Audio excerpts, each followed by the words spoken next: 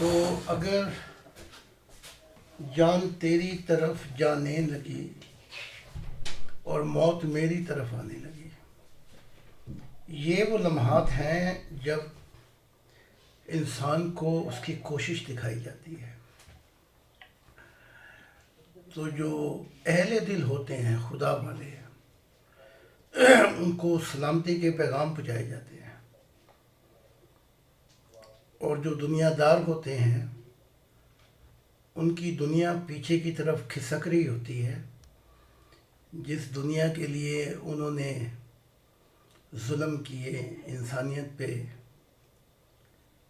तो जब मैं सलाम भेजता हूँ तो मेरी मुराद होती है इस वक्त में जब मौत और ज़िंदगी आपस में जुदा होने लगते हैं। तो मेरे सलाम करने से मुराद ये होती है कि सारी ज़िंदगी की कोशिश एक संगम पे आके खड़ी हो जाती है। अगर इंसान इस शऊर को पाले तो उसकी दुनिया बदल जाए। इसे कहा जाता है सजदा। तो मुझे एक वाक़या याद आ रहा है। वाक़या तो खैर आम सा है, लेकिन वो वाक़या बताता है कि कुछ आयात जो उतरती हैं कि कल आप नहीं आइएगा, परसों आइएगा, ये कौन है? देखो वकील कह रहा है मुझे। ये कौन बोल रहा है भाई बीच में? अच्छा, ये किसकी बहुत आ गई है गलत। वो अपना माइक बंद कर लें प्लीज। उससे कहे अपना माइक बंद करो। ठीक है, कर लिया, ठीक है, क्योंकि फिर मजमून आगे पीछे हो जाता है। तो जो मैं बात कर रहा था वो ये थी कि हम पीछे की तरफ ही आ जाते हैं कि जब तुम मस्जिद की तरफ से गुज़रो तो अपनी हालतें ठीक कर लिया करो, यानी कि तुम्हें उसकी याद आ जाए। मुराद ये थी। और गुरु गोविंद सिंह भी इसी बारे में इस तरफ यही कहते हैं कि उस पर एक आलम होना चाहिए। तो एक हमारी मानने वाली थी और मैं वहाँ गया हुआ था अपना लेक्चर के लिए। तो जब हम जंगल की तरफ जा रहे थे तो जंगल के आखिर पर, जहाँ से जंगल शुरू हो जाता है, तो वो आम बातें कर रही थी मुझसे खुदा के मुतालिक। लेकिन जब वो हम जंगल में जाने लगे तो वहाँ पे किंडरगार्टन था। किंडरगार्टन कहते हैं जहाँ पे बच्चे अपना जाते हैं। तो उस पे जब उसकी नज़र पड़ी तो वो फूट फूट के रोने लगी, यानी बेहाल हो गई। जैसे कोई बिखर नहीं जाता, जैसे आप रोएं तो मोते आंसू बिखर जाते हैं। तो मैं बड़ा हैरान हुआ। मैंने कहा, बहरहाल जब उसे थोड़ा सा आंसू खुश्क हुए तो मैंने उससे पूछा कि एकदम ये क्या हो गया कि फूट फूट के ऐसे जैसे कोई बेहोश हो जाए। तो उसने मुझे बताया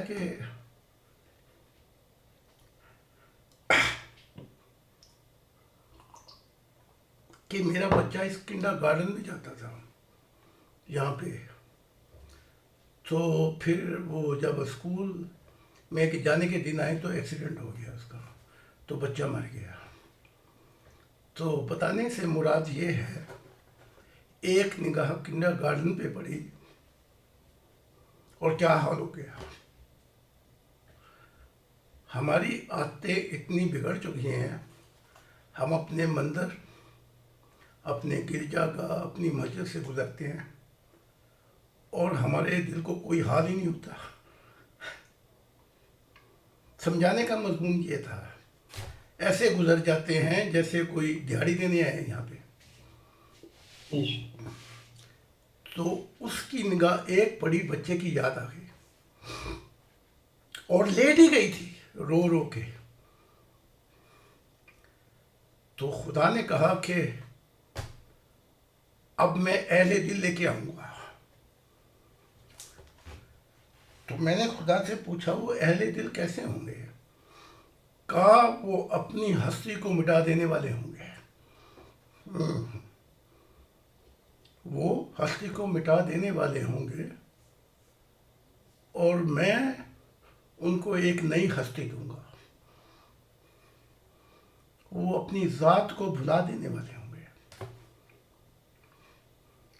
और उन्हें एक ऐसी नई दुनिया दूंगा जो मेरी दुनिया होगी। जब कोई मजहब, कोई कौम फल लाना छोड़ दे तो वो कौम खुदा के लिए गैर हो जाती है। कोई मजहब हो, फिर खुदा दूसरी कौमों को ढूंढता है जो फल ला सके।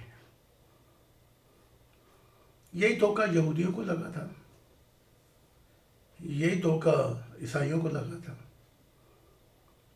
और यही धोखा मुसलमानों को लगा। अब यही धोखा औरों को लग रहा है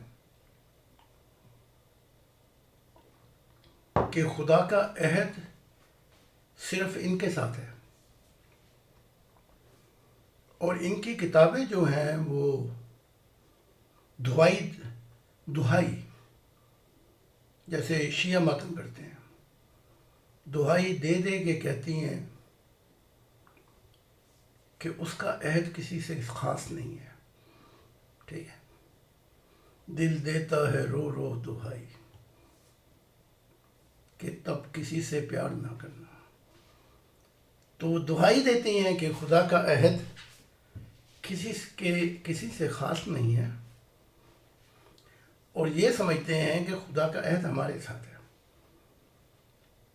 इसलिए ये मज़हब जब ये समझते हैं कि अब किसी और से कलाम नहीं करेगा,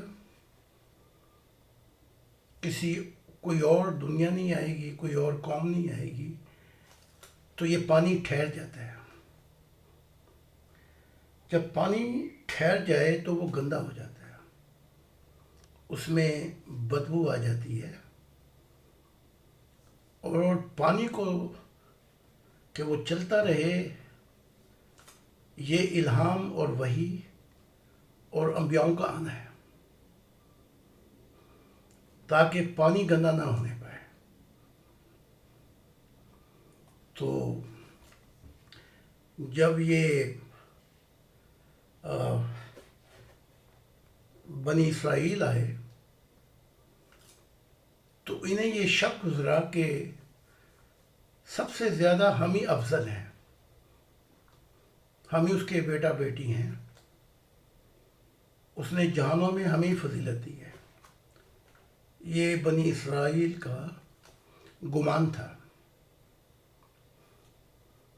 कि तौरात कहती है कि खुदा ने मूसा से कहा मेरी कौम को रिहाई दिलवा, मेरी कौम को उस सरजमीन की तरफ ला जहां मेरी दुनिया बसेगी। चुने हुए लोग थे, ना इन्होंने खुदा की बात मानी, नबियों से भी वैसे तकरार करते थे, तो वो जो चुनी हुई कौम थी खुदा उनको छोड़ गया। लिहाजा हमें डरना चाहिए कि जब खुदा की ज़ात नज़दीक आती है कहीं वो हमें छोड़ ही न जाए। इस बात का बड़ा ख्याल रखना चाहिए। और मैंने हमेशा कहा है कि एक जीवन उसको पाने के लिए नाकाफ़ी है। और ये समझते हैं सारे काम करते रहे खुदा मिल जाएगा। हाँ, सारे काम करो, लेकिन इस दिल में उस दुनिया को मत बसाओ, इस दिमाग और शऊर में उस दुनिया को ना बसाओ। काम तो मैं भी बड़े करता हूँ, लेकिन मेरी सोचें 24 घंटे खुदा पे अटकी होती हैं।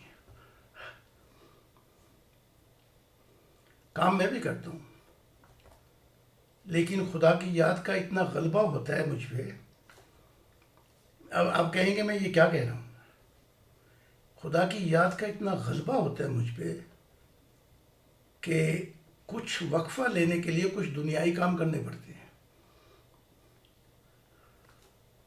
और अगर खुदा नबी ना बनाता तो मैं समझता हूँ मैं कलंदर बन के अपनी ज़ात को मिटा दिया था हमने। वो तो खुदा की ज़ात है जो मुझे बार बार होश में लेके आती है, क्योंकि उसने अपने काम लेने हैं। फिर इस कौम ने बनी इसराइल ने अपना सब कुछ गवा दिया कि मैंने खोकर पा के सब कुछ खो दिया।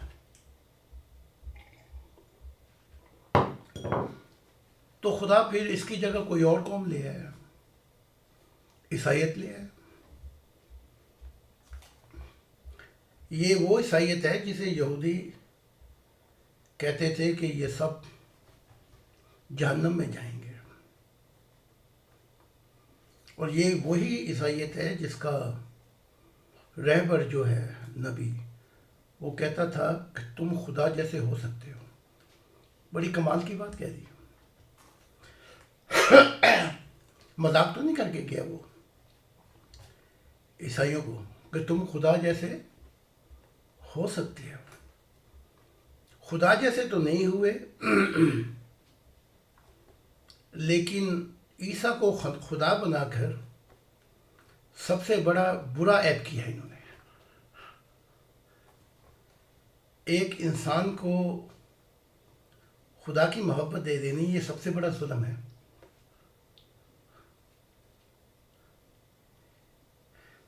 यही वो वाक़या है जो इब्राहीम का कुरान में पेश किया जाता है कि वह इस अब्तला इब्राहीम रब्बुहु बिकलिमाति फतम्महुन्ना। जब उसे आजमाइशों में डाला, वो का हर आजमाइश में वो कामयाब हो गया, बूढ़ा हो गया, तो खुदा ने कहा काला इन्नी जाहिलुका लिन्नासी इमामा, मैं तुझे इमाम बनाऊंगा। तो उसने देखा कि रब खुश है, तो इस खुशी के मौके पर कुछ और भी मांग लेना चाहिए। तो कहा वज़ुर्रियती, मेरी औलाद में से भी इमाम बनाना, नबी। जब ये बात की तो वक्फा आ गया। वक्फा आ गया, खामोशी हो गई। उसके बाद खुदा बोला ला याहनुल अहद मिनस सालिमीन, मेरा वादा तेरे जालिमों से नहीं पूरा होगा। 10 बच्चे थे और 2 को बरकतें दी, 10 का 8 का पता ही नहीं लगता जो कतूरा से थे। तो एक जिंदगी जीवन खुदा को पाने के लिए, और एक जीवन के कहीं खुदा नाराज होकर कहीं हमें छोड़ ना जाए, उसकी और मिन्नतें करनी पड़ती हैं और रोना पड़ता है, और उसके पैर पकड़ के कि कहीं चला ही ना जाए। क्योंकि अगर वो फिर चला गया तो अब के हम बिछड़े तो शायद किताबों में मिलें जैसे सूखे हुए फूल, या अब के हम बिछड़े तो फिर ख्वाबों में मिले जैसे सूखे हुए फूल किताबों में मिले। वो जब छोड़ जाता है तो फिर फरिश्ते आ जाते हैं। फरिश्ते अहले दिल नहीं है, फरिश्ते खुदा को जानते तो बहुत हैं, लेकिन दिमाग से, हिकमत से। उनमें वो चीज़ जो इंसान के नफ्स में रखी गई नहीं है। तो जब वो आते हैं, क्योंकि इंसान की ज़िंदगी का मकसद था कि उसे दिल के लिए पैदा किया गया था, तो जब कोई दिमाग वाला आएगा उसको दिल की क्या खबर होगी। अब यानी कि मैं जानूं या मेरा वो मीत जाने जो बिछड़ गया, पगलेपन की हीर वो जाने, बिछड़े जिसका कोई मीत रहे। तो जब दिमाग वाले आते हैं तो दिल वाले वो उजड़ जाते हैं। तो फिर उन्होंने इंसानों को उजाड़ा कि नहीं उजाड़ा। 24 घंटे हिसाब किताब, ये जहन्नम में जाएगा, ये यहाँ जाएगा, ये वहाँ जाएगा, कोई रहम तरस ही नहीं है। कोई खरीदो फरोख्त नहीं करते। असूल, दिमाग वाले जो हैं वो असूल, उनके असूल मुतय्यन हैं। जैसे जज फैसला करते हुए कोई जज्बात से काम नहीं लेता, हकायक से काम लेता है, गवाह, तहकीकात। तो जब ईसा को कहा कि अपनी कौम को कह के तुम मेरे जैसे हो सकते हो, तो उन्होंने खुदा का होने की बजाय 3 खुदा बना दिया। एक खुदा ईसा को, दूसरा उसकी माँ को, तीसरा जो है रूहुल कद्दूस को। 2000 साल हो गए और इंसानी ईसाइयत को ये भी खबर नहीं कि रूहुल कद्दूस है कौन।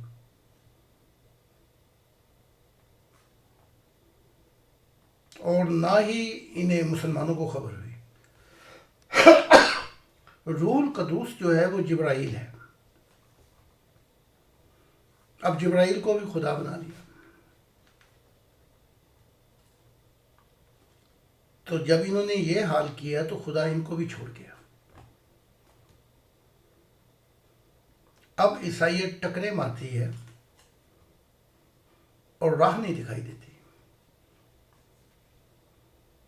फिर उसके बाद इस्लाम की बारी आ गई। खुदा कह रहा था मैं रब्बुल आलमीन हूं, इन्होंने कहा नहीं नहीं नहीं, बस तू हमारे ही रब है। बस इस दायरे से पार अब तू अंदर आ गया, बाहर नहीं निकलेगा। इसलिए इन्होंने बड़े दायरे बनाए हुए हैं मुसलमानों ने। काफिर जब ये करार देते हैं तो अपने दायरे इस्लाम से निकाल देते हैं। मैं इनसे ही पूछता हूं, ये दायरे तो खुदा के बनाए हुए नहीं है, ना इस्लाम ने कोई दायरे बनाए थे, तो ये दायरे तुमने कैसे बना दिए? जब ये कहते हैं कि इस दायरे से हमने निकाल दिया है, तो ये हिंदुओं के अकीदे पे कायम हो जाते हैं। जैसे वो कहते हैं 4 क्लासें हैं, ब्राह्मण, वैष्णु, ब्राह्मण और वो कौन सी क्लास, क्षत्रिय, मैं वो गालबन सबसे निचली क्लास है। तो हिंदुओं ने भी अपने दायरे बनाए हुए थे, मुख्तलिफ क्लास, कि ये इस दायरे में, ये इस दायरे में। 4 हैं इनके दायरे हिंदुओं के, इस वक्त ज़हन में नाम नहीं आ रहा। और जब इनके कुरान ने कहा कि दिलों को सुकून खुदा की ज़ात से होता है, तो सुकून पाने के बजाय इन्होंने उजाड़ा कर दिया। अगर ये उजाड़ा ना होता तो ये 72 फिरके कैसे बन जाते? आप एक इमारत की बुनियाद रखते हैं, अगर वो इमारत टेढ़ी होगी बुनियाद, तो लाजमी बात है इमारत भी टेढ़ी हो जाएगी। ये कैसी इमारत थी कि अभी मोहम्मद रसूल की कफन अभी दफन भी नहीं हुआ तो इनमें फूट पड़ गई। और बार बार इनका ही कुरान कहता है कि मैं चाहता तो तुम्हें एक उम्मत बना देता। तो वो जो फूट थी वो मोहम्मद रसूल के वक्त में ही पड़ी हुई थी। वो तो ये खामोश बैठे हुए थे कि नबी की आंख बंद हो तो हम देखो क्या क्या करके दिखाएंगे। वहीं पे झगड़े शुरू हो गए। फिर अबू बकर का दौर आता है, उसमें जंगे जो पहले थे, मोहम्मद का दौर 83 जंगे। उमर का दौर आता है तो कत्ल हो जाते हैं, खिलाफत के झगड़े, वही काम जो अहमियत में हो रहा है। फिर उसके बाद आपस में लड़ाइयाँ उस्मान और अली की, कितने खून हुए। फिर आयशा और अली की लड़ाइयाँ, 10 सितारे मारे गए। तो खुदा ने कहा था कि दिलों की याद जो है वो खुदा से पाओ, दिलों को सुकून। ग़ालिबन अरबी जो है अलम यानी लिल्लज़ीना आमनू अन तख़शा क़ुलूबुहुम लिज़िक्रिल्लाह है। दिलों को सुकून खुदा की ज़ात से मिलता है। बड़ा कमाल ही कर दिया, कैसा सुकून लेके आए तुम इस दुनिया पे, हैं कि पूरी दुनिया का सुकून बर्बाद कर दिया तुमने, उजाड़ा कर दिया। तो फिर इस कौम की भी छुट्टी करा दी खुदा ने, तुम भी चलो। फिर वक्फे से ये खूनी लड़ाइयाँ होती रही ईसाइयत के दरमियान, मुसलमानों के दरमियान। और ये खाना जंगी जो है, उसके बाद क्योंकि नबी नहीं आ सकता था, इस्लाम में ये बंदिश जो लगाई गई है ये मोहम्मद रसूल की तरफ से लगाई गई है। अगर एक तरफ कहा गया था कि ए आदम की औलाद, ये कुरान कहता है इमा यातियन्नकुम रुसुलुम मिनकुम यक़स्सून अलैकुम मिन आयाति। अगर फिर तुम्हारे पास हमारे नबी आए तो खुदा कहता है उनकी इताअत करना। ये नहीं कहना, ये नहीं कहा गया कि पहले इन्वेस्टिगेशन करना, तहकीकात के वो झूठा है कि सच्चा है, उसे झूठा समझना, सच्चा समझना, उसे पत्थर मारना, ये नहीं कहा गया। उसकी इताअत करना से मुराद ये है कि इंसान की जिम्मेदारी नहीं है कि आने वाले नबी को झूठा कह दे। उनकी इताअत करना, यहाँ इशारा जो है वो बड़ा अजीब है। जो नबी मेरी तरफ से आएंगे वो लाजमी बात है मेरी बात करेंगे, और जो नबी आए और आपस के झगड़ों की बात करें वो नबी नहीं हो सकता। एक नबी आता है वो सारे किस्से सुनाता है आयशा और अली की जंग के, वो नबी तो नहीं हो सकता। एक कहता है मैं ज़की ग़ुलाम हूँ और वो झगड़े डाल दे कि महमूद जो है वो नहीं, वो झूठा था। इस काम के लिए नबी नहीं आते। तो जहाँ हिकमत का पैगाम है कि जो आएगा उसने, आने वाले ने मेरी बात करनी है, कुछ नई मार्फत इलाही पेश करेगा वो। तो मैं आज मैं अपने वक्त के नबियों से कहता हूँ, तुम अपनी तालीमात पेश कर दो, अगर वो खुदा की तरफ से हुई तो तुम बड़े हो जाओगे, खुदा तुम्हें नहीं भूलेगा। और अगर वो तालीमात तुमने खुदा पे बुतानबाजी की है तो फिर बड़े निकम्मे हो। दुनिया ऐसे नहीं कमाई जाती कि अपनी दुनिया भी उजाड़ो और अपनी आखिरत भी उजाड़ो। अगर ये काम करने हैं तो तुमने फिर गलत पेशा अख्तियार कर लिया है। ठीक है, तो वहां कह रहे हैं कि आने वाला जब मेरे मुतालिक बताएगा और मेरी याद दिलाएगा और मेरे मुतालिक नई चीज़ें पेश करेगा तो तुम इसकी इताअत कर लेना। तुम्हें क्या मिलेगा? तुम्हें खौफ और गम से निजात दे दी जाएगी। ये कुरान का है, वला खौफुन अलैहिम वला हुम यहज़नून। तुम्हें निजात मिल जाएगी। अगर उसने मुझ पे झूठ बांधा है फिर भी तुम्हें निजात मिल जाएगी, उसको मैं पकड़ूंगा। अगर उसने कहानियां बांधी हैं, फिर हमारा दौर आ गया।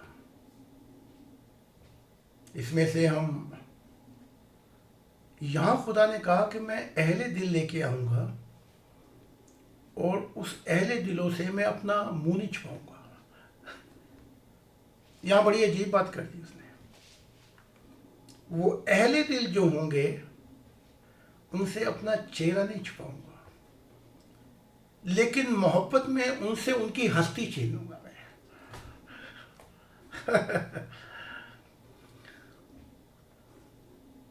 और ये कि वो वापस अपनी पुरानी दुनिया में जाना भी चाहें तो वो जा नहीं सकेंगे। मैं उनको कहीं और अदमों में ले जाऊंगा। मैं उन्हें फना की दुनिया से निकाल कर अपनी बका दूंगा कि अपने चेहरे को कहूंगा, क्योंकि खुदा कहता है मैं जो अंधेरे वाले लोग हैं उनसे अपना चेहरा छुपाता हूं। खुदा कहता है मैं इनको अपना चेहरा नहीं दिखाऊंगा। तो ना यहूदियत को चेहरा दिखाया, मर गए मरदूद। ना ईसाइयत को चेहरा दिखाया, ना इनके साथ रहना बसना खुदा ने कबूल किया, ना इस्लाम के साथ। और अब हम आए, वो कहता है मैं अपना चेहरा दिखाऊंगा और उन्हें मैं अपना बेटा बेटी कहूंगा। अब गुलाम गुलाम है, बेटा बेटी जो है, कहीं ये फिर इनको धोखा ना लग जाए कि खुदा के बेटा बेटी भी हैं। खुदा रूहानी ज़ुबान में ईसा को भी अपना बेटा कहता है। बेटे और बेटियों से मुराद ये है कि जैसे हम अपने घर के जो एहलो अयाल होते हैं उनसे कोई चीज़ नहीं छुपाते। वालिदैन हो गए, बेटा बेटी हैं वहाँ पे, तो घर का माहौल जो होता है वो बाहर का माहौल नहीं होता। तो खुदा कह रहा है मैं अपना ख़ानदान ले आऊँगा। तो मैं इन मजहबों को भी, इनकी भी सफ़ मैंने लपेट दी और साथ ही मैंने सफ़ लपेट दी है इनके कानून की भी।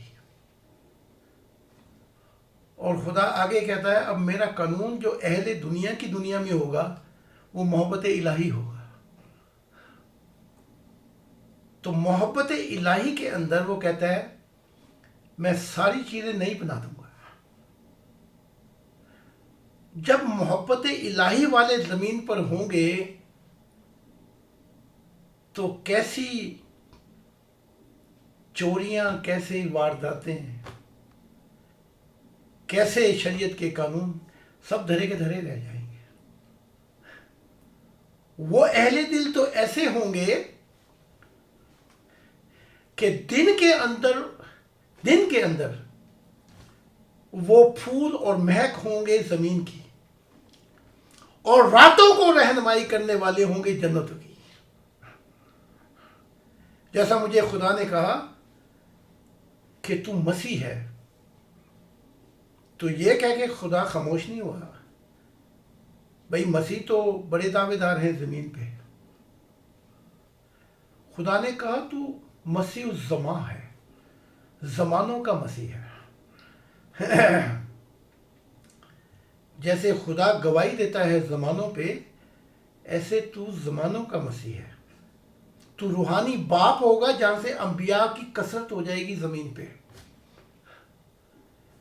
तो जब हम खुदा का दिल, खुदा ने मुझसे कहा, जब हम ज़मीन पे होते हैं तो अहले दिलों को तराश कर नई दुनिया की इब्तदा कर रहे हैं। जब रात में होते हैं तो फरिश्ते, जिन्नात और आला मखलूक को मोहब्बत का दर्स देते हैं।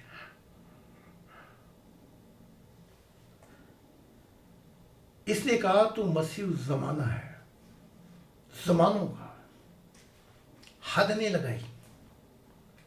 अच्छा, अब आप ये देख लें कि जितने भी मज़हब ये आए हैं, इनमें एक बात है, थोड़ी सी हटा पिटा के कर लें, कि ज़मीन, कुरान कहता है ज़मीन के वारिस इबादत सालिहीन होंगे। थोड़ा सा अल्फाजों का हेर फेर है, इसको थोड़ा सा आगे पीछे कर लें। ज़मीन के वारिस, ये नहीं कहा कि ज़मीन के वारिस मुसलमान होंगे, नहीं तो इनको फिर धोखा लग जाता कि हम ही है तो कहा कि ज़मीन के वारिस इबादत सालिहीन होंगे, यानी कि जो इबादत का मुकाम जो है वहाँ से निकल के जो उसका फल है मोहब्बत इलाही, उसमें जा गिरेंगे खुदा की मोहब्बत में। ये समझे ही नहीं अपने पैगाम को। जब ये जाहिल नहीं समझे तो इन गधों की भी छुट्टी कराई, तुम भी चलो। गधे समझते नहीं ना। और तौरात में आया कि जमीन पे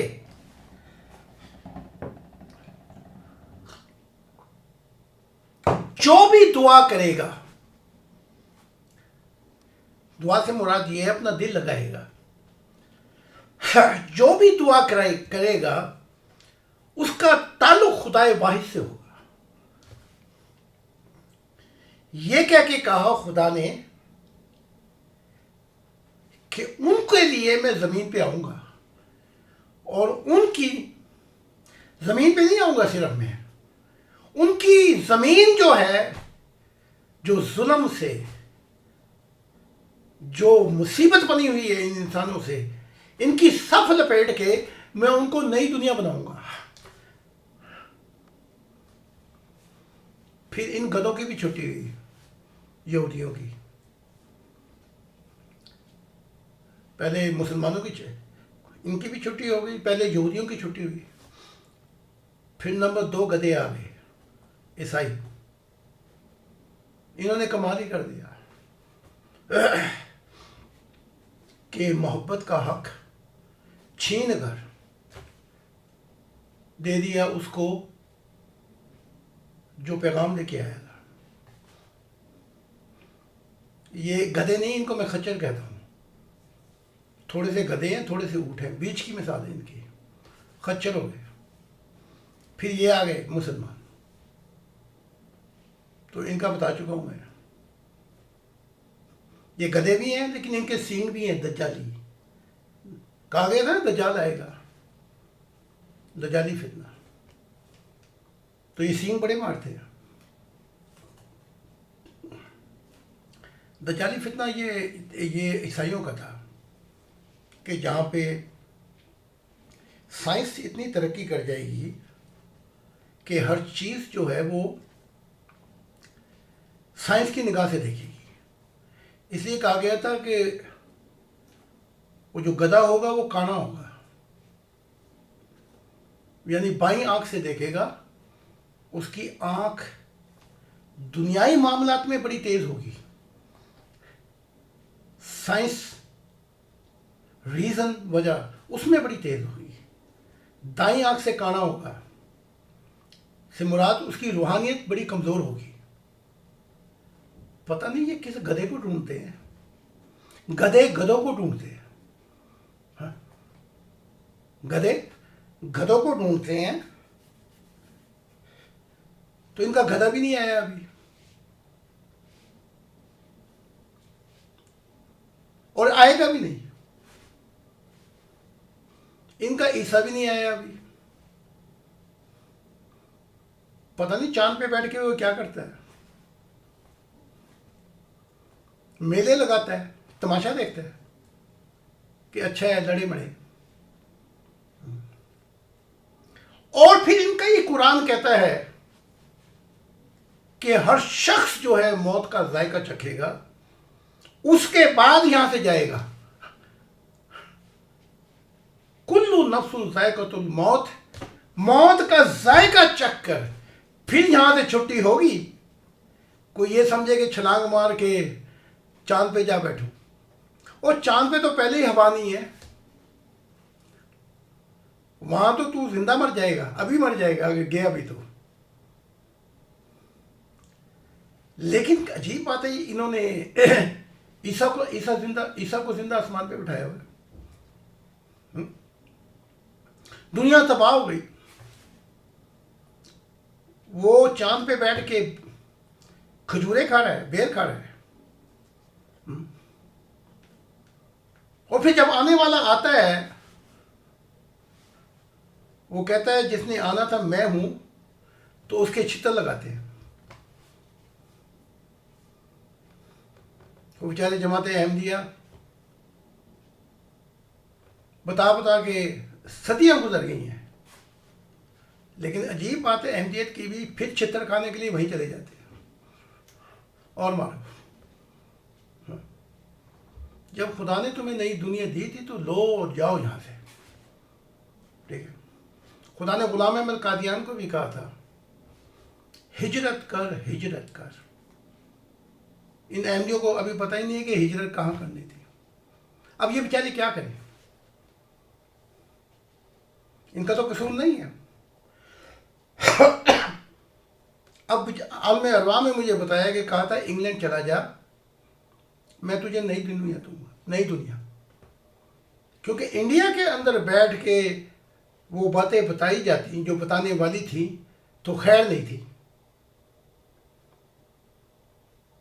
फिर यहां तक दिखाया गया मुझे कि इंग्लैंड में जो असल थी औरत, उसको चुना गया था, और वहां से जो तालीमात फैलती वो किसी मजहब की नहीं थी।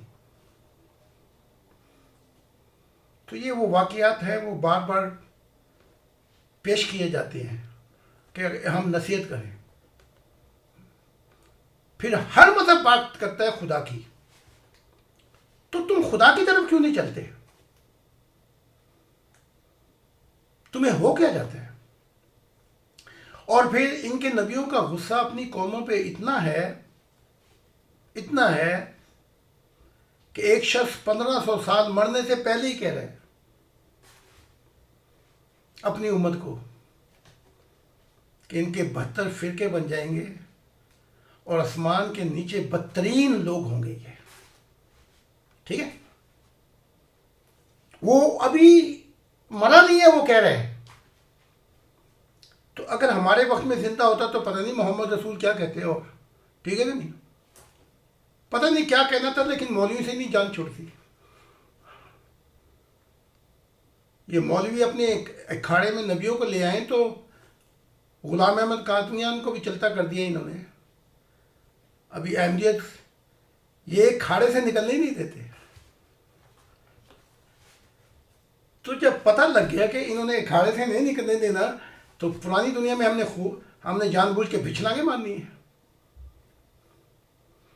कोई मायल हो तो हम शान नहीं देते हैं, ढूंढने वालों को दुनिया नहीं देते हैं। तुझे वो नई दुनिया दे रहा है, फिर छलांग मारो इन मौलवियों के खाड़े में। तो मोहम्मद रसूल होते तो शुरू में कह दिया था कि बदतरीन होंगे, 72 फिरके होंगे। पहले जमात अहमदिया बेचारी कहा करती थी हम 73 हैं, अब उनके भी 14 बन गए हैं। अब वो बेचारे क्या करें, उल्टी गिनती शुरू हो गई उनकी। तो मसला जो है वो कहना है जो जड़ी गल मुकदी है, मसला जहां पे खत्म होगा वो खुदा ने कहा है। तौरात में भी, अंजील में भी, कुरान में भी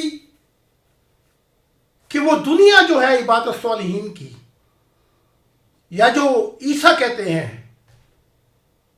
कि वो जो आएगा उसकी निशानियां बता दी। वो जो आएगा वो तमसील में बात नहीं करेगा। कुरान भी तमसील से बात करता है, तौरात भी तमसील से बात करती है। हदीस ईसा की जो लैंग्वेज है वो तो है ही तमसील, वो उससे बाहर ही नहीं निकलता था। कोई उसका मतलब पूछता वो गुस्से में बैठा होता था। लेकिन उसी के मुंह से निकल रहा है कि जो आने वाला होगा वो तमसील में बात नहीं करेगा, वो खुल खुल के तुम्हें खुदा का वो बताएगा, तुम उसके फलों से पहचान लोगे। तो कोई बैठा हुआ था ना कोई आदमी कि वो फल क्या होंगे, कहा वो बात करेगा जो अंबियाओं को पता ही नहीं। हिस्ट्री जो मालूम है उसमें देख लें कि अभी तक फरिश्तों और जिन की तो खबर है, लेकिन ये खबर नहीं थी कि इनसे पहले अनगिनत मखलूकात को वो तख्लीक कर चुका था। वो तुमसे ऐसी ऐसी बातें बताएगा, या तो तुम अहले दिल बन जाओगे या तुम पागल हो जाओगे और सारे दज्जाली गधा बन जाओगे। तो इन्होंने गधा बनना मंजूर कर लिया, नहीं हमें गधे अच्छे लगते हैं। बड़ा अजीब हाल है। जब मोहम्मद के 72 और 73 जो अहले बैत थे, जब ये सहाबा जो मोहम्मद का विर्द करते हैं, अल्लाहुम्मा सल्ली अला अल्लाहुम्मा सल्ली अला अला मोहम्मद, ये सहाबा, ये इन सहाबा के बेटे, इन्होंने फतवा लगवाया था कि जो हुसैन जो ये अहले बैत हैं ये इस्लाम पे नहीं चलते, ये काफिर है। कमाल नहीं हो गई। तो ये फतवा का दौर तो उसी वक्त चल पड़ा था इनका। तो जब अहले बैत के गलों पे इन्होंने तलवारें उठाई और खून खून किया, तो हुसैन ने वहां पे एक बात की थी बड़ी अजीब। हुसैन ने कहा इन्हीं साहबा और इन साहबा के बेटों को, ये शैतान उमर बिन आस और ये बाकी शैतान और ये साद बिन वकास के बेटे और ये साहबा, यही फतवा लगा रहे अहले बैत के ऊपर कि तुम काफर हो, तुम मुसलमान नहीं हो। तो इनको छुरी तो फेर दी थी, लेकिन वहां करबला में हुसैन ने एक बात कही थी कि मेरे जो नाना थे उन्होंने कहा था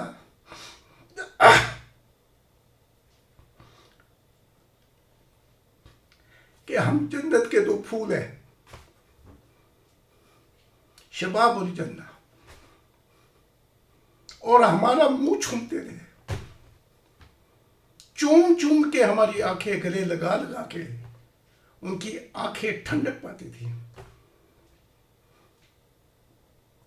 ये कह के हुसैन ने कहा आज अगर वो गधा जिंदा होता जिस पे ईसा ने सवारी की थी यरूशलेम पे, तो ईसाई उस गधे को उसकी पूजा करते, उसको निलाते दुलाते, उसकी सेवा करते। तुम कैसे मुसलमान हो कि जिन्हें 2 फूल कहा गया है जन्नत के, तुम हमारे भी छुरियां फेर रहे हो। तो पता लगा कि इमारत शुरू से ही टेढ़ी है। ईसा इब्ने ज़करिया का एक कौल है, जो तलवार चलाएगा वो तलवार से मारा जाएगा। ठीक है। अब जब अहले दिलों का दौर आया, तो ये अहले दिल जो शुरू वाले होंगे, ja, du warst total vergessen. Habe ich auch. Ja. Pass auf. Warte noch ein bisschen. अच्छा, तो अब ये शुरू के नबी हैं, ये भी एक दूसरे पे लानत डालने वाले, इनका दौर गुजर जाएगा बड़ी जल्दी। लेकिन शुरू के अहले दिल हैं, इन पे भी सब्र नहीं है। सब्र समझते हो? के साथ अगर खुदा का दीदार करना है तो 3 चीजें हैं, उनको याद भी रखना। तुम्हें अपनी जात पे सब्र करना होगा। शायद ऐसा वक्त आ जाए कि इस सब्र के मामलात में तुम्हें अपनी जान धोनी पड़े। शायद ऐसा वक्त आ जाए कि तुम्हारे अहलो अयाल फितना वही तुम्हारे पे छुरी फेर दे, तुम्हें निकाल के बात करें, दफा हो जाओ यहां से। शायद तुम्हारी जिंदगी पे ऐसा वक्त आ जाए कि सब तुम्हारे खिलाफ हो जाए। शायद ऐसा वक्त भी आ जाए इस दुनिया में कि वो दीदार ना कराए तो बुड़बुड़ाते हम जाए वहां से, रो रो के मेरा बुरा हाल हो गया, तू आंदा ही नहीं, ठीक है, बुड़बुड़ाते हुए जाए यहां से। तो कहा गया है, ये अपना कुरान ही पढ़ लेते तो इनकी बात बन जाती। 3 सब्र की बात कही गई है, या वस्तईन व सब्र व सलाह। आखिर में जब सब्र भी साथ छोड़ जाए तो हमें मोहब्बत और दुआ से याद करना। आए हाय, हम आखिरी सांसों में भी ये देखना चाहेंगे कि अब भी हमें ये याद करते हैं कि नहीं करते प्यार से। या अभी बुड़बुड़ाना शुरू कर दिया। अभी ये हट्टे कट्टे हैं, अगर बुड़बुड़ाना अभी शुरू कर दिया तो फिर खैर नहीं है। यहां एक वाकया पेश करते हैं जिससे हमें बड़ी मदद मिलेगी, और वो वाकया ये है, कार्ल मार्क्स एक शख्स था जिसने दुनिया के अक्सर आधी से ज्यादा दैरिया कर दिया, लोगों का ईमान उठवा दिया। यही कार्ल मार्क्स, ये यहूदियत में पैदा हुआ, बनी इसराइल। इसका बाप जज था और इसको बड़ी चाहत थी खुदा से मिलने के लिए, बड़ी चाहत। और ये खत लिखता है तो कहता है मेरी आंखें अश्कबार हैं। क्या कहता है? मेरी आंखें अश्कबार हैं, मेरी रातें नहीं गुजरती, रो रो के मेरा बुरा हाल है। वाह, रो रो के मेरा बुरा हाल है। मुझे खुदा मिलेगा, मुझे जरूर मिलेगा। शर्त भी लगा दी।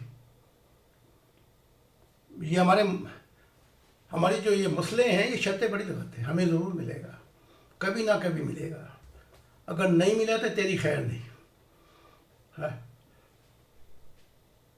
रब को तड़ी लगा देते हैं, फिर तेरी खैर नहीं है, साढ़े हाथ चढ़िया तो फिर दसांगे। हाँ, तो जरूर मिलेगा उसने, वो कहता है कार्ल मार्क्स। और यहां तक कहता है कि इस तरह मिलेगा, ये भी शर्त लगा दी, शर्तें बड़ी लगा दी उसने।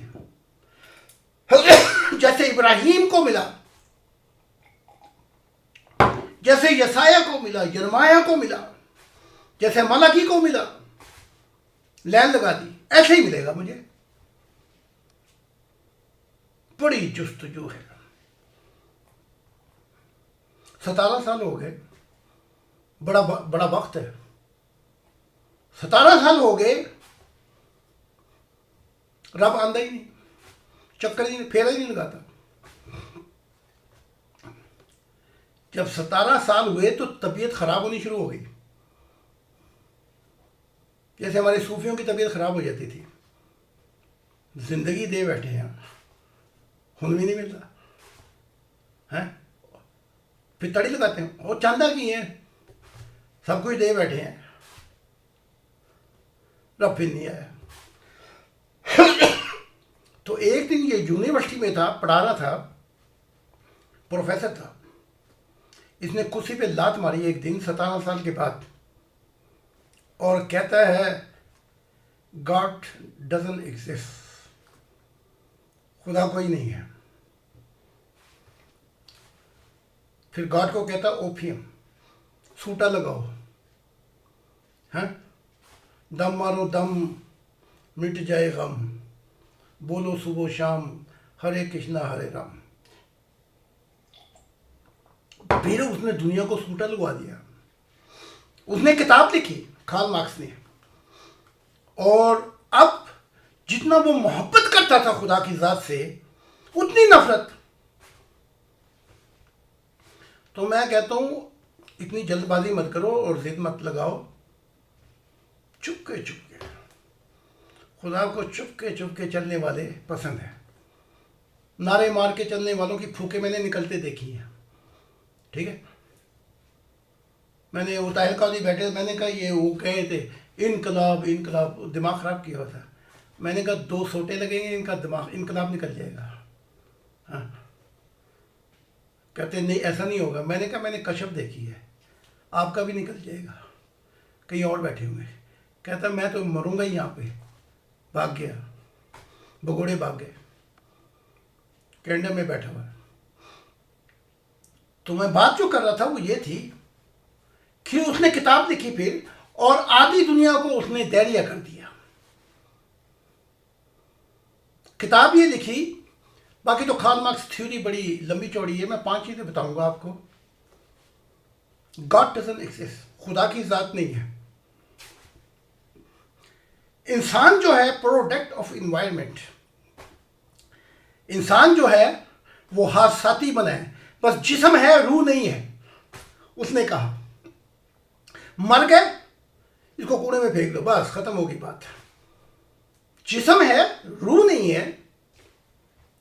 आखिरत का कॉन्सेप्ट जो है वो चर्च लगाना है, जैसे ऐसे सूटा लगा के पी दिया।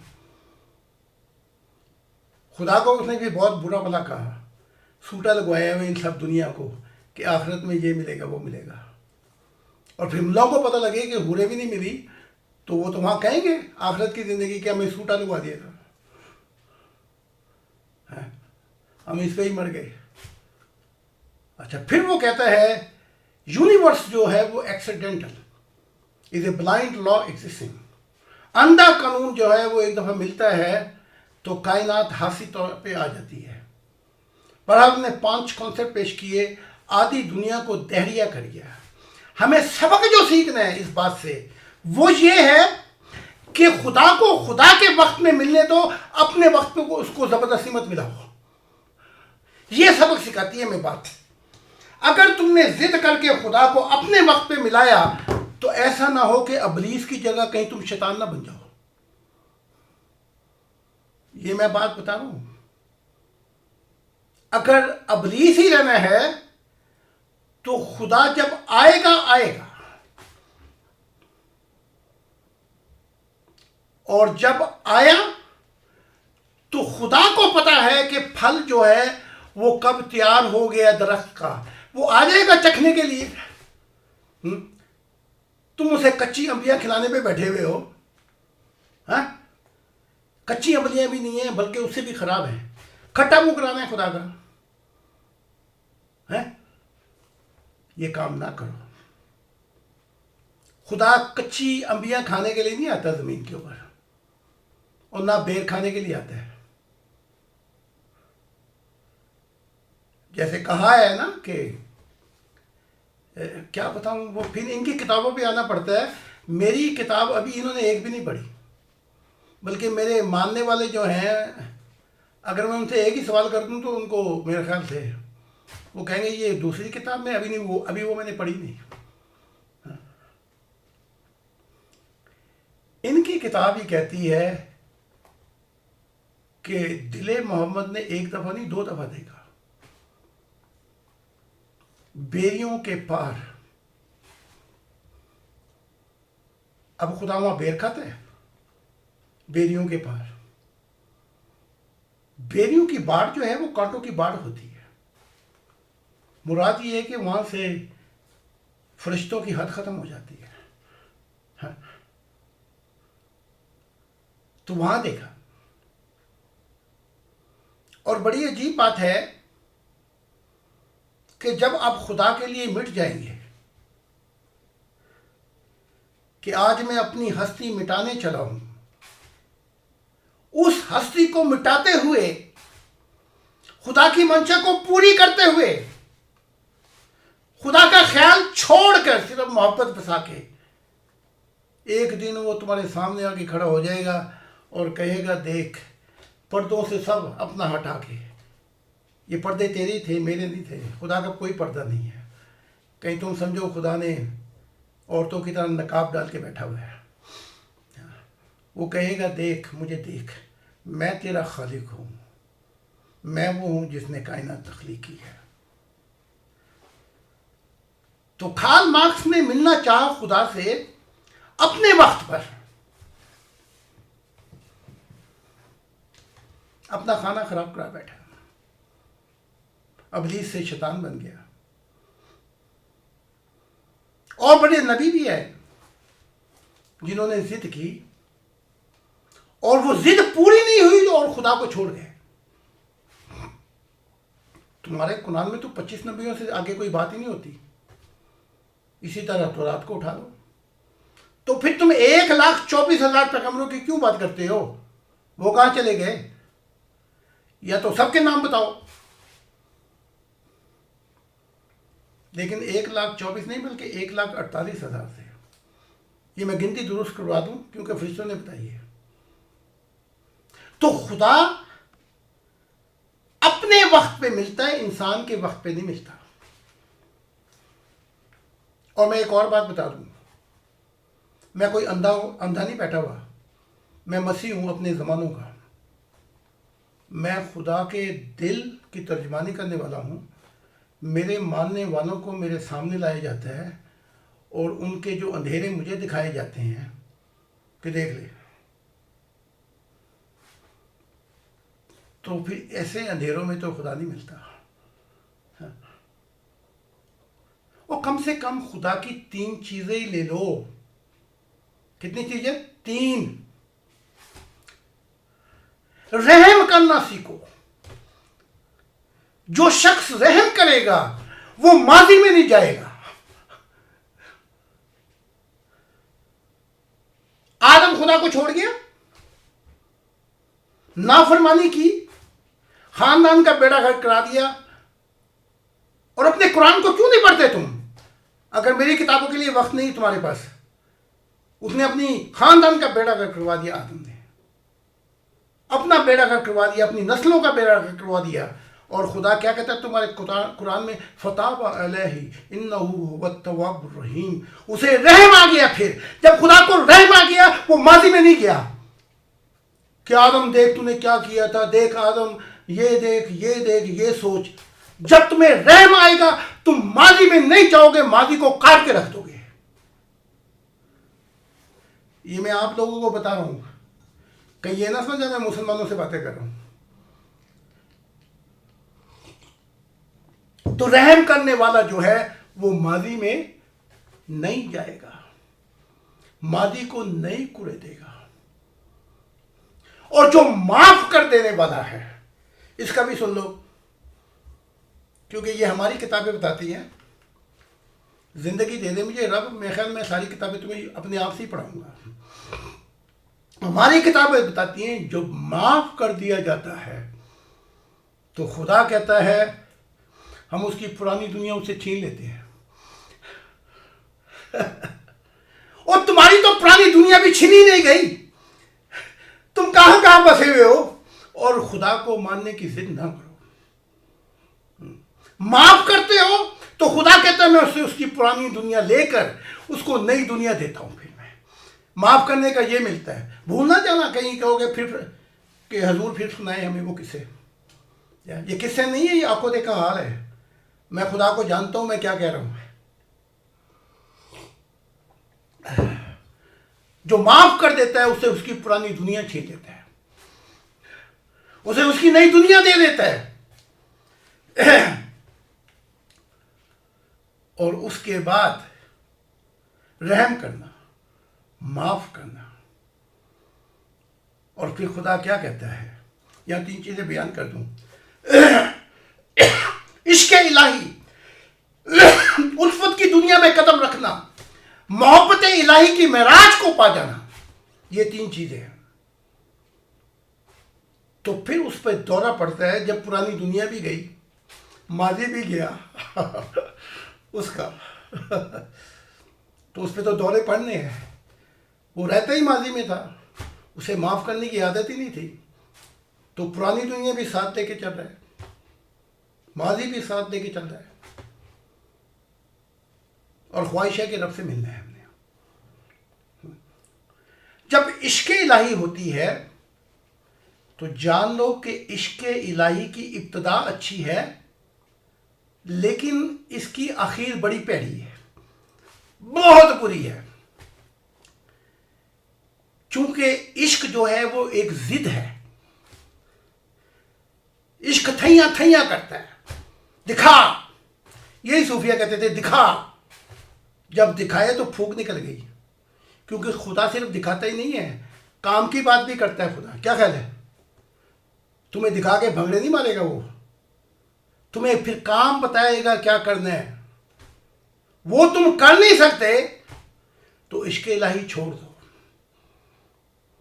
खुदा की कोई जिद नहीं है, इश्क जिद है, खुदा की कोई जिद नहीं है। अगर कोई चीज इश्क इलाही को संभाल जाए तो वो उल्फत है। बड़े अरमान से रखा है कदम, तेरी कसम प्यार की दुनिया में ये पहला कदम। ये उल्फत है। लोग समझते हैं आसान है मुसलमान हो जाना, आसान है यहूदी हो जाना, आसान है ईसाई हैं, लेकिन नहीं, ये उल्फत की दुनिया है। कदम तो रख के देखो, ये अजीब अहले दिल आए, सब कुछ मिलना है, खुदा से देखना भी है, सब कुछ लेना है, लेकिन हमारी पुरानी दुनिया भी साथ साथ चलती रहे, वो ठीक ठाक रहे हमारी। आग का अंगारा भी हाथ में रखना है और हाथ भी ना जले। हजूर दुआ किया करें कि हाथ ना जले। मेरे हाथ पैर ही जल गए, आधी सदी हो गई चलते हुए, हाथ भी जल गए, पैर भी जल गए, जिस्म भी मर गया। जिस्म दुआई देता था किसी ज़मानों में, अब नहीं चला गया मुझसे, तो फिर रूह जिस्म को चलाती थी, वो जिस्म भी मर गया। अब हम मर के जो ज़िंदगी मिली है वो रूह की ज़िंदगी मिली है। मज़हब से आगे रूहानियत है। रूह कहती है मैंने तुझे साथ ले लेके अभी चलना है, तुझे मरने नहीं देना। अब हमारी रूह मोहब्बत इलाही में जिस्म को चलाती है। हम मरना चाहते हैं लेकिन बच जाते हैं। बड़ी अजीब बात है। कई दफ़ा ज़िंदगी के नजराने पेश किए। अली ने कहा, ए मोहम्मद के साहबा, तुम्हें याद होगा जब तुम पे बुरा वक्त आता था तो अली अपनी जान देने के लिए सबसे आगे आ जाता था। याद है तुम्हें खैबर का वाकया कि जब एक भी तुम में से नहीं निकला बाहर, तो फिर मैं निकला था। तो अली कहते हैं इस उम्मत के जो साहबा हैं, इनकी जानों को बचाने के लिए हम अपनी ज़िंदगी का नजराना पेश किया करते थे। आया ना मज़ा? तो हम खुदा को इस उल्फत, इस मोहब्बत इलाही के लिए कई दफ़ा अपने नजराने पेश किए, खुदा ने कबूल नहीं किए। खुदा ने किया, हमने, मैंने मान लिया, तूने अपनी जान दे दी, मैंने ले ली। तो अब जो हम चलते हैं, अहले दिल जो हैं, वो दुनिया और ज़माने की परवाह नहीं करेंगे। वो रूह का मिलन लेकर वो जिस्म उनका मर गया होगा। हमारा जिस्म मर चुका है। तो फिर उल्फत की दुनिया में जब कदम रखते हैं और फिर वो दिखाई देता है, तो मोहब्बत इलाही की जिंदगी शुरू हो जाती है। मोहब्बत इलाही की जिंदगी जब शुरू होती है तो फिर हमेशा के लिए अब्दी, वो फिर चेहरा नहीं छुपाता अपना। फिर वो कहते हैं छोड़ इस दुनिया को, छोड़ इस आलम बरज़ख को, छोड़ इन फरदौसों को, आ मैं तुझे अब नए जमाने दिखाऊंगा। अभी तो ना इश्क ना उल्फत में कदम और ना मोहब्बत इलाही में उसने हाथ थामा। और कुछ खोना भी नहीं। अजीब बात यह है, खो के इंसान को एहसास खुदा की ज़ात का ज़्यादा होता है। जूं जूं वो खोता जाता है, मोहब्बत इलाही उनके दिलो दिमाग उसकी रूह पे छाई जाती है, हत्ता कि वो पुकार उठता है कि गम जो है वो दौलत है मोहब्बत इलाही की। गम दौलत है मोहब्बत इलाही की। दिल भी ना टूटे, ये भी साबित कदम रहे, ये भी थमा रहे, वो भी थमा रहे, वक्त की मजबूरियां भी हैं, ये भी ना हो, खुदा भी मिल जाए। भाई अगर ऐसे तुम्हें खुदा मिले तो हमें भी बताना। हमने खामखाई आधी सदी गुजार दी। कई हमारे जो हमारे ख़ानदान गुजर गए, यूरोप में थे वो भी उजड़ गए, जेलें गुजार दी हमने, 21 साल यूरोप के उसमें सोए, फिर हम पे मौत के ज़माने आए। अगर तुम्हें खुदा ऐसे मिल जाए तो ज़रा हमें भी बताना, ताकि हमने खामखाई अपने फिर मत्ते घिसाए। आधी सदी हो गई हमें। तो एक वाक़या याद आ रहा है मुझे, वो ये बैठा हुआ था अपना मोसेस बैठा हुआ था। तो ये एक फ्रैंकफर्ट में एक दफ़ा हो रही थी वो रैली। वो काफ़ी मुसलमान भी थे, वो जोश में आए हुए थे। तो जब वो रैली ख़त्म होकर मैं थोड़ा सा निकलने लगा तो उनके साथ मेरे ये भी थे जो अब पार्लियामेंट के बने हुए हैं, असम्बली के मेंबर, उस वक्त नहीं थे। तो एक मुसलमान ने बड़े जोश से हमला किया। तो हमला इतना ज़बरदस्त था कि एकदम ये मोसेस आया तो वो मुक्का जो था इसके उस पर पड़ा, क्या कहते हैं, ऐनक पे। तो वो ऐनक टूट के वहाँ जा पड़ी। जब वो दोबारा हमला करने लगा तो ये बड़े अजीब तरीके से उस पर हमलावर हुआ, क्योंकि इसने वैसे भी सीखा हुआ है और इसने 2 लोगों को ज़मीन पे लड़ा दिया। तो मैंने बाद में फिर पुलिस आ गई। मैंने बाद में इससे कहा इतना गुस्सा करने की क्या ज़रूरत थी, वो हमला मुझ पे हुआ।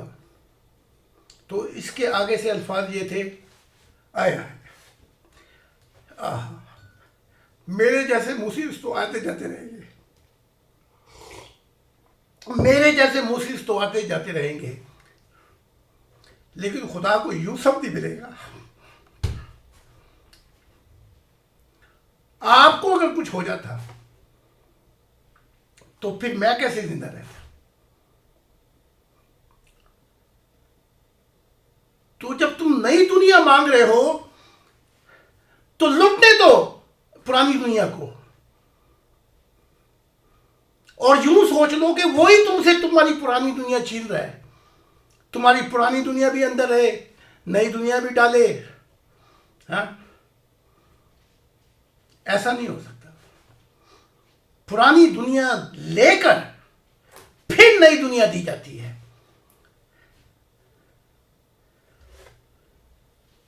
कि हम भूल गए हर बात मगर तेरा प्यार नहीं भूले, क्या क्या हुआ दिल के साथ।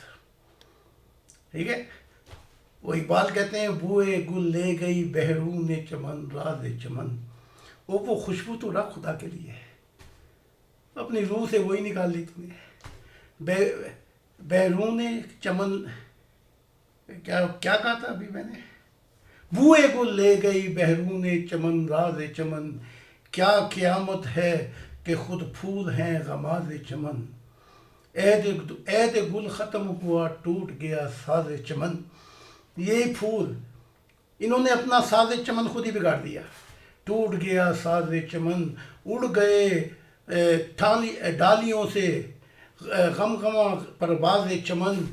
कैद मौसम से रही तबीयत आज़ाद उसकी, काश कोई सुन सकता गुलशन में फरियाद उसकी। ये कह के कहते हैं कि अगर कोई काबिल होते तो हम शान नहीं देते हैं, और ढूंढने वालों को दुनिया भी नहीं देते हैं। हाँ, तुम्हारी खुशबू भी गई, तुम खुदा की उल्फत में परिंदे भी नहीं बन सके, डालियों पे भी नहीं बैठ सके। उस रूह का जो असर था वो भी गया। और फिर गुलशन में तुमने कोई आवाज भी नहीं लगाई। उसने सारे गुलशन को आवाज दी थी, हम जैसे लोगों ने। आओ, हमारी तबीयत इस मिशन में खुदा की मर्जी में मौसमों से आजाद रही। कोई आए कोई जाए, कोई औलाद आए कोई बीवी आए, कोई जाए जान जाए। 21 साल पुलों के नीचे सोए, 6 साल कैद की जिंदगी गुजारे। इन सब मौसमों से हमारी तबीयत आजाद थी। वो इसलिए कि हमें वो पुरानी दुनिया लेकिन नई दुनिया जरूर देगा।